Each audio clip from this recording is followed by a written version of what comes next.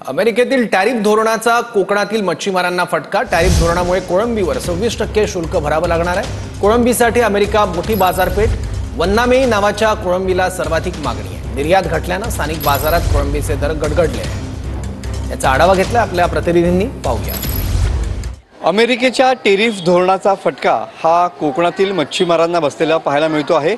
खास करून जर बघायला गेलं तर टॅरिफ धोरणामुळे कोळंबी अर्थात फ्रान्सवरती या ठिकाणी 26% शुल्क या ठिकाणी भरावे लागणार आहे। कोळंबीसाठी अमेरिका ही मोठी बाजारपेठ आहे।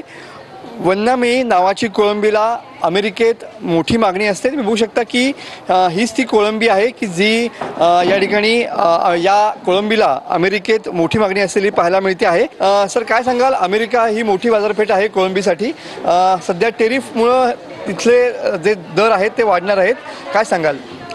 अमेरिकन जे 6% वरनं 26% जे आता हे केलंय ना, टॅरिफ वाढवलंय, त्यामुळे म्हणजे एक्सपोर्ट जे निर्यातीवर भरपूर परिणाम पडला आहे सध्या। म्हणजे जे आता जास्त काय जाणार आहे माल आपल्या बाहेर, त्याच्यावर आपल्याला कसं आता खर्च जास्त येईल ना, त्यामुळे काय आता एक्सपोर्ट कमी होईल कदाचित। त्यामुळे भरपूर परिणाम पडला आहे, म्हणून एक्सपोर्ट जास्त आता काय होणार नाही असं वाटायला लागलंय। बरोबर आहे। स्थानिक बाजारात सुद्धा दर कमी आलेत।